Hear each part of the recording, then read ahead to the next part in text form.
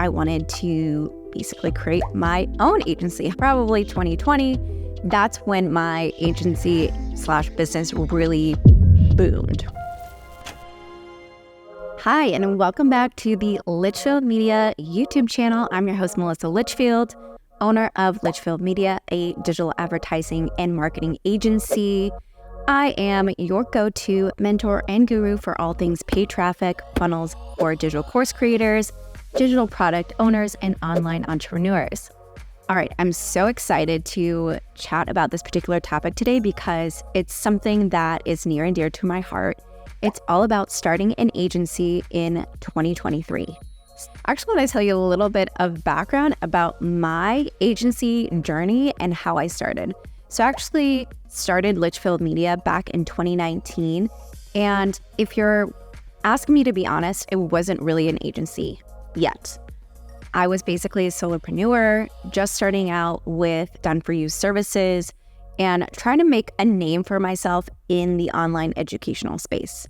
I had already had some background of basically being behind the scenes of multiple six-figure launches with working with another marketing agency. So I took those skills and decided that I wanted to basically create my own agency. However, again, it wasn't an agency until probably 2020.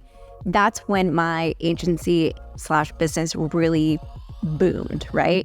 So I recognize how lucky I am with COVID. A lot of businesses suffered. So I just wanted to put that out there that I know how fortunate and lucky I am. I did work really, really hard. I used to post on Instagram probably 5 days a week, posted on stories every single day. For probably 2 years, I never took a day off. So Instagram has been the biggest lead generator for my own business up until 2022. 2022 kind of shifted.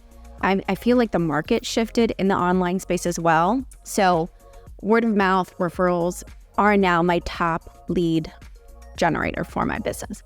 However, Instagram is a close second. Working on the YouTube thing right now.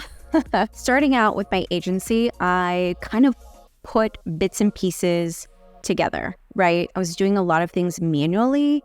I didn't know, probably not until 2020 is when I first started to implement systems and automations within my business. So that basically means the onboarding process and the offboarding process of my clients. It freed up a lot of the admin work that I was doing initially in my business, and also somebody on my team that was basically helping me out with the onboarding process for my clients. So today, I want to give you my best tips for starting a brand new agency in 2023, no matter if you are an ads manager, graphic designer, copywriter, the list goes on, right? So my first tip for you is 1, hire a lawyer to draft up a solid contract for your business. Obviously, this protects you and also protects your clients, right? We want to make sure that both parties are protected, and we want to make sure that expectations are set and met from the get-go, right? From that initial start of them signing the contract and working with you. Some of these lawyers have templates that you can buy, so they make it really, really easy to basically find the specific contract that you need for your business. I have personally purchased an agency contract template from a lawyer, so highly recommend going that way. They write it and draft it specifically for agency owners, and there's specific clauses that you can also add in there or customize. I personally have a couple different clauses in there just to set some clear expectations around deadlines when I need to get specific assets from the client in order to complete the deliverables related to the project. Second tip I have for you is mapping out your entire client onboarding process. What is this going to look like? So, for example, if you send your potential client, let's just say you finish a discovery call with them, they are interested in working with you, but they want to see a little bit more details that you're going to include in the proposal. So draft up a proposal for them. They look it over, they say yes. Then you have to sign the invoice and then send over the contract individually. What if you can do all of those three things in one, you totally can, with certain CRMs and automations. Certain CRM softwares, they have specific workflows and automations that you can customize and add to your onboarding process for your clients. Personally, we use Honeybook in my agency. So for example, I can send a proposal via Honeybook that outlines all the deliverables that are included with Done-For-You ad management.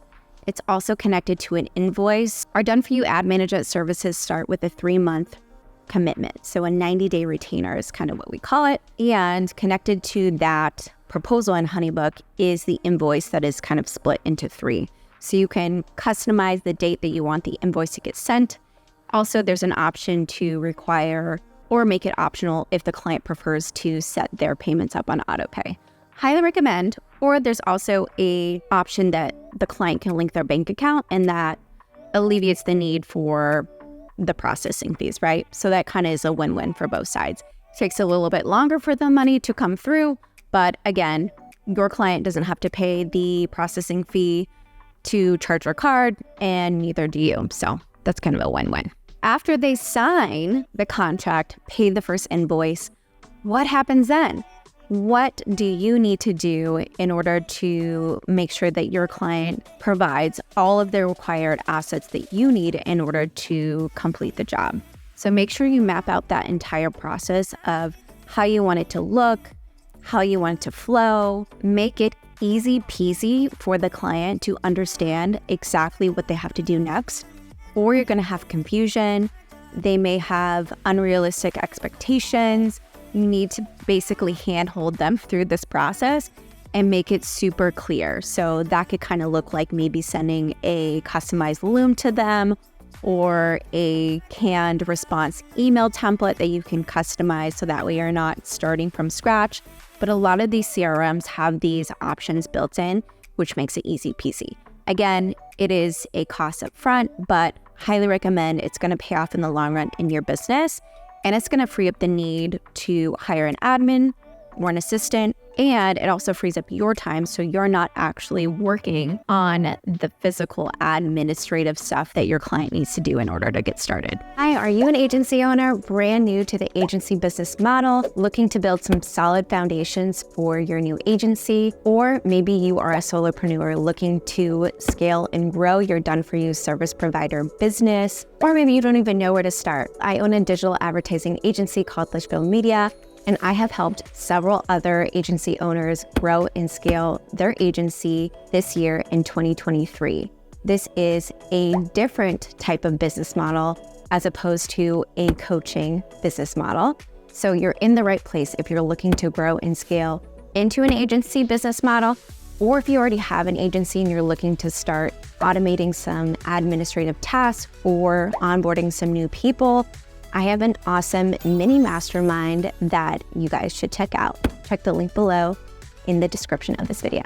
So that leads me into my third tip that I have from you is basically outlining every single thing that they need to give you asset-wise in order to do your job. So for example, in our agency, we need certain branding assets from our clients. And usually most of our clients already have a branding guide or a brand guide from their designer or whoever they were working with to set up their website and their brand. So typically what that looks like is hex color fonts, logos, mock-ups, etc. Anything that we would need to physically create the videos or static images for ad creative. So basically this is an outline of next steps that your client needs to do.